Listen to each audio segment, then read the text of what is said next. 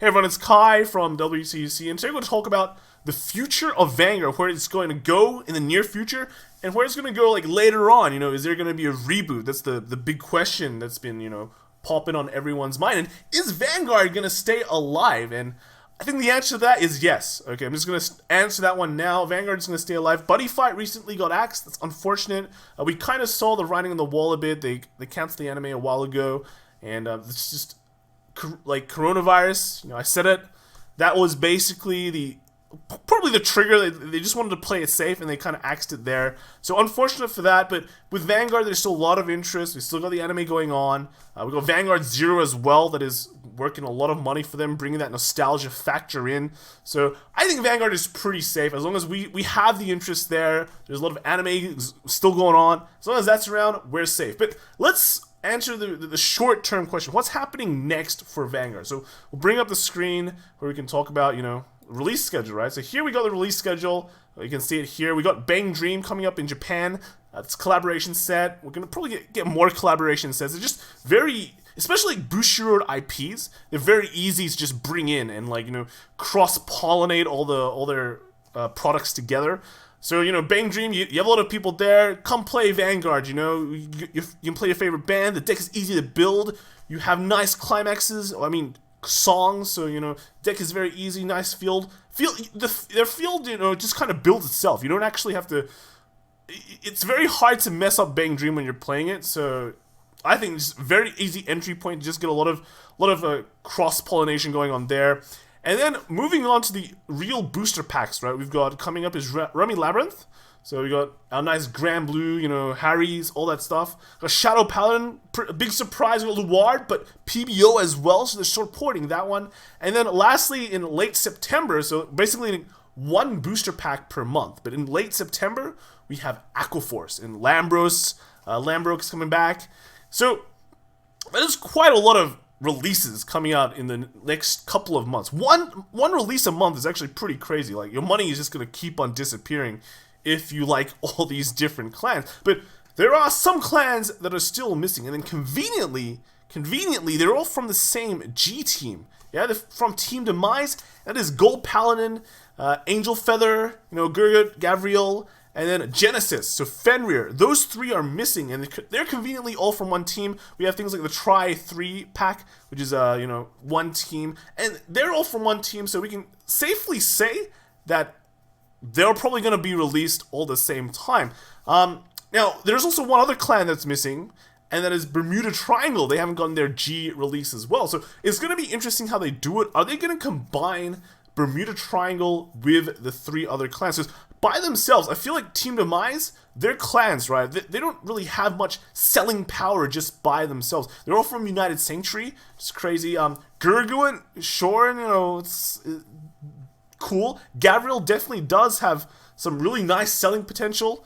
Fenrir, it was strong in G, but that's because it was strong as a deck, not as overall aesthetics and all that. So if they lump Bermuda and Team Demise together, then they really have a really strong set, because Bermuda is always overpowered. And if we look at some of these releases, right, they're bunching things like Mega Colony, Tachikaze, dump it in with the Shadow Paladins, because Shadow Paladins sell just print money, right? So technical boosters, those kind of things, those never sold. All right, technical boosters are terrible. All these clans that no one likes. Let's pump Mega Colony and Tachikaze with the Shadow Paladins and done. All right, good stuff. Murakumo, yeah, that works too. They're a pretty good clan. They're really good in standards, so we don't have to worry about that. But what about the other stuff? Great Nature does okay, but dump it in with Lambros, because Lambros is definitely going to sell good. So we can possibly see that they just lump Bermuda Triangle together with the Team Demise cards, and we've got a really sellable set there, rather than just Bermuda getting their own set that basically a lot of the cards just don't do anything. Sure, it supports all these different old mechanics, old archetypes. Who really cares about all that stuff? It's just Bermudas. If you like it, here, go buy it. If you don't like it, then tough luck, right? So Team Demise and Bermuda probably will be a great thing, and that will probably come out in October. And if they do separate the Bermuda stuff. Then Bermuda comes out in like November. But then we have a big question: what comes next? And the really easy answer to that is just power-up sets, right? So we've released pretty much all of G. Let's release power-ups for G, because we just can't leave it hanging, right? G is a great nostalgia set. Everyone loves G. Everyone wants to see more of G. So let's just print more G. Let's print power-ups for G, and we've got like 5 to 6 months to like print power-up sets for. And that kind of brings us to around May-ish next year. And what's gonna happen in May? Let's just go back in time a bit. What happened in May? 2 years ago, I think 2 or 3 years ago. I forget now. But back then, there was something called V, right? So 2018 May 11th in Japan was when the VTDs came out, and that was pretty much marking the beginning of a new era. So May, we're looking at May, maybe June next year is just basically middle of the year when there is a possible rotation happening. We don't know what will happen. I know me and Solon talked about it. I joked that it'll just be like double V, because in Gundam there's like double Zeta. This one will just be double V. And he suggested X, alright? And X is actually just crazy good idea, and basically it means we're thinking on the same wavelength, because V, 2 V's, Roman numeral V is like 2 5s equal 10, X is 10. If you put like a V and like 2 V's together, they become an X, and like X is like from Gundam as well. If we just go through all of the Gundam character names, we have X, and we've done V already. What else have we done? We've done Z. Yeah, I'm pretty sure. So we've done a lot of that stuff. X seems like a great idea. 10-year anniversary. Bam. Rotation. Now, one thing, I don't know if there is going to be a rotation. I'm pretty sure there is. Is it going to be like a hard rotation or a soft rotation? Are they going to say, like in Magic, where the latest 2 sets you can use them, or are they just gonna cut V? They're gonna cut V. V just moves straight to premium, and only the new stuff can be used. And that'd be pretty crazy. I don't know how I'd feel about that, but it basically means there's gonna be a big on point or an off point for players. V ends, new set. Do I still want to continue? They're gonna have to really pull out the stops there to make sure people do continue. But I think it's not gonna be hard, right? It's not gonna be hard to make a really interesting set. 10 years of Vanguard, you can just basically make a time skip and have like Daddy Blaster Blade, Old Man Aichi or whatever.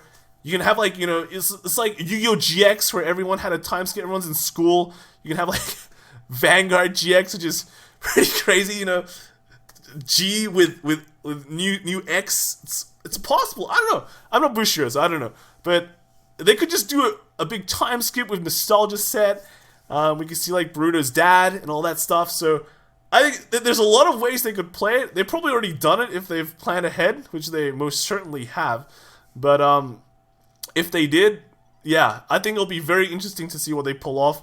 But what does that mean for you? So going forward, get into premium, guys. Premium's really fun. Hopefully they ban Zazan, but standard, I think standard will be still around for like 1 more year, pretty much. They release the power-up sets, and then what happens after that, I don't know.